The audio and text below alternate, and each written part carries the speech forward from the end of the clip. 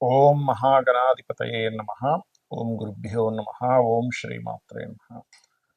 అరుణాం కరుణాతరంగితాక్షీం ధృతపాశాంకుశపుష్పబాణచాపాం అనిమాదిభిరావృతాం మయూకైః అహమిత్యేవ విభావయే భవాని. శ్రీమాత్రే నమః.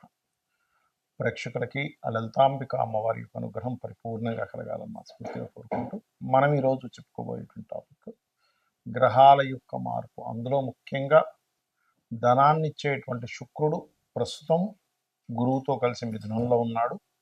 21వ తేదీ సెప్టెంబర్ నుంచి ఆయన కర్కాటకంలోకి మారుతాడు. శత్రు స్థానం అది శుక్రుడికి. అలాగే రవి కూడా మనకి చూసుకున్నట్లయితే ఈ యొక్క ప్రస్తుతం రవి కర్కాటకంలో ఉన్నటువంటి రవి 15వ తేదీ నుంచి సింహంలో తన ఓన్ హౌస్లోకి మారుతాడు. అంటే ధనాన్ని ఇచ్చేటువంటి గ్రహం శత్రుక్షేత్రంలోకి, పేరు ప్రఖ్యాతులని ఇచ్చేటువంటి గ్రహం ఈ యొక్క సింహంలోకి మారుతున్నందుకు ఎటువంటి ఫలితాలు ఉంటాయి, ఎటువంటి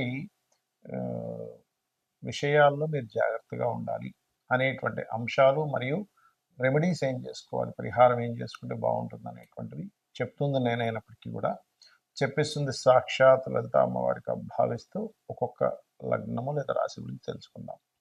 మకర లగ్నము, మకర రాశి. మకరం వారి కనుక చూసుకున్నట్లయితే ప్రధానంగా ఇక్కడ మీకు శుక్రుడు గురువు కలిసి షష్టమ స్థానంలో ఉన్నారు.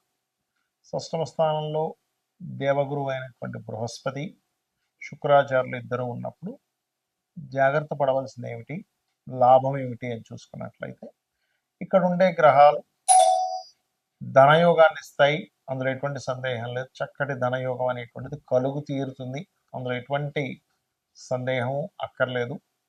ఇక రెండవది ఏమిటంటే శుక్రాచార్యులు మరియు బృహస్పతి ఇద్దరు 6లో ఉన్నందుకు మకరం వారికి ఇది శత్రువుల్ని, గురువే శత్రువు అవ్వడం, లేకపోతే గురువు పట్ల మీరు ఏదైనా దోషము చేయడము, లేదా శుక్రుడు అంటే స్త్రీల విషయంలో ఎవరికైనా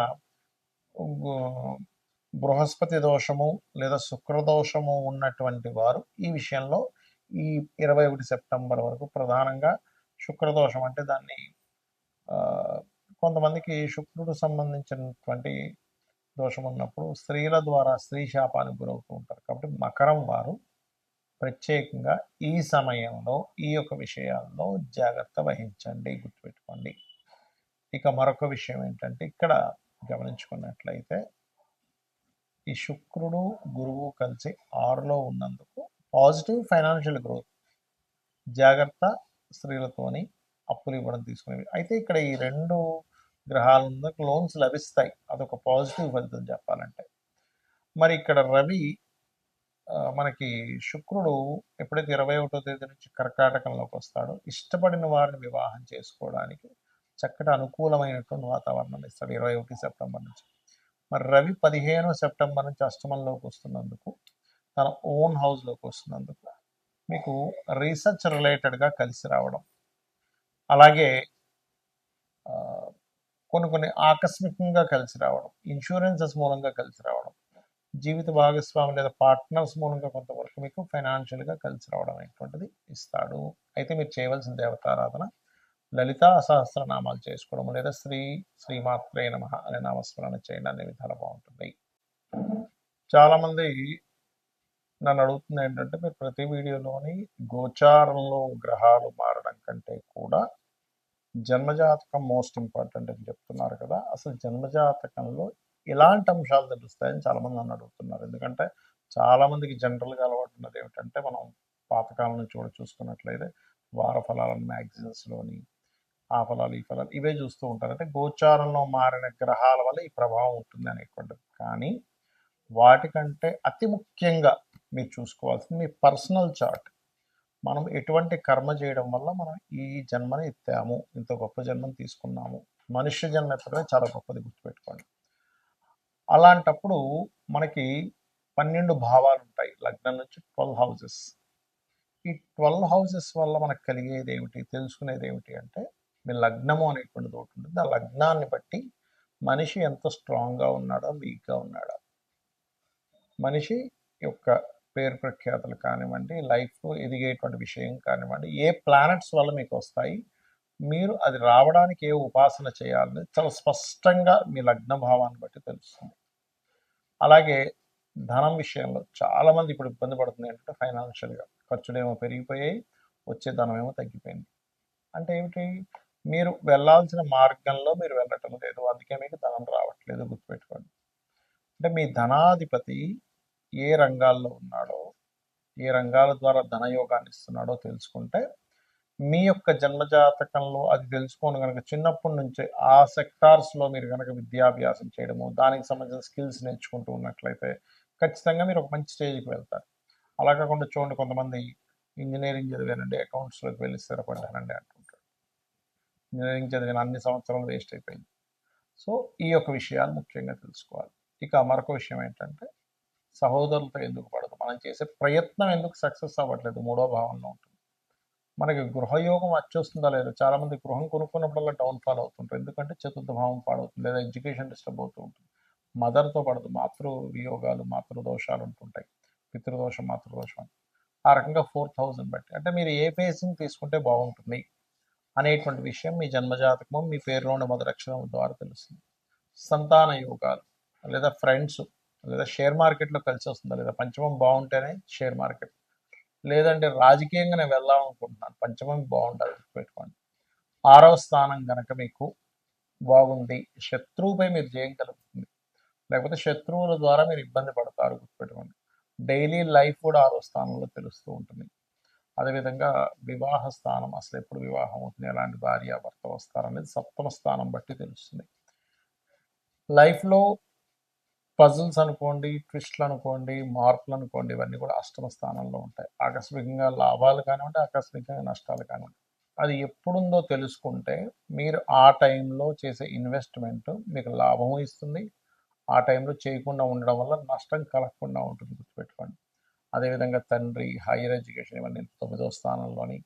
మరియు దశమం అనేటువంటిది మీ వృత్తిపరంగా చాలామంది తెలియక ఇక్కడ తిరుగుతూ ఉంటారు, ఇక్కడ నాకు జాబ్ రావట్లేదు, కానీ వాళ్ళ జన్మజాతకంలో వేరే రాష్ట్రానికో వేరే దేశానికి వెళ్తే అద్భుతమైన స్టేజ్కి వెళ్ళాలని రాసిపెట్టి ఉంటుంది.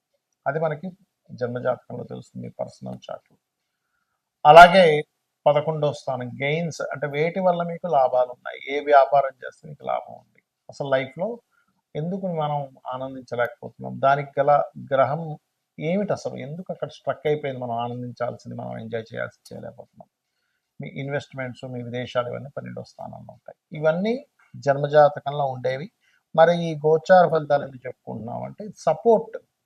అంటే ఇప్పుడు మనం చేసేటువంటి ఒక బిజినెస్ అనుకున్నాం, ఆ బిజినెస్కి ఇప్పుడు ఉండే మార్కెట్ సపోర్ట్గా ఉందా లేదా. అంటే ఒక ఉదాహరణకి ఒక స్కూల్ బ్యాగులు అమ్మాలనుకున్నాడు, లేదా స్కూల్ డ్రెస్సులు అమ్మాలనుకున్నాడు ఒక వ్యక్తి. ఆయన స్కూల్స్ స్టార్ట్ అయిపోయిన తర్వాత పెట్టడం వల్ల ఏ ఉపయోగం ఉండదు. స్కూల్స్ స్టార్ట్ అవ్వకముందు ఒక 3 నెలలు ముందు నుంచి అమ్మితే ఉపయోగం ఉంటుంది. ఏంటంటే దట్ ఈస్ మార్కెట్ అంటారు. అంటే బయట ఉన్నటువంటి సిచ్యువేషన్స్, బయట ఉండేటువంటి డిమాండ్ని బట్టి మనం ఎలా అయితే బిజినెస్ స్టార్ట్ చేస్తామో, అలాగే మీ గోచార గ్రహాలు ఎంతవరకు సపోర్ట్ చేస్తున్నాయి దాన్ని బట్టి.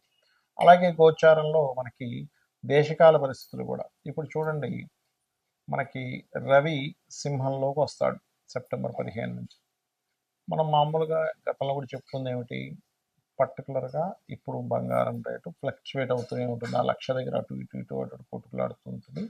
గడిచిన 6-7 నెలల్లో ఎలా అయితే 60-70 ఉన్నది లక్షకు వచ్చేసింది, కానీ అంత ముందుకు వెళ్ళదని చెప్పుకున్నాం. అలాగే అవుతుంది. కానీ ఈ సెప్టెంబర్ 15వ తేదీ నుంచి అక్టోబర్ 15 మధ్యలో మాత్రం రైజ్ అవుతుంది, కానీ తర్వాత మళ్ళీ తిరుగుతూ ఉంటుంది అటు ఇటు.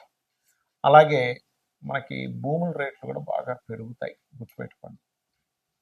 అది ఈ రాబోయే 1.5 ఇయర్ చక్కగా పెరుగుతూ ఉంటుంది. కానీ రాబోయే 1.5 ఇయర్ ఒక్క ఈ మంత్లో తప్ప మిగతా అంతా కూడా అక్కడక్కడే తిరుగుతూ ఉంటుంది గోల్డ్ రేట్.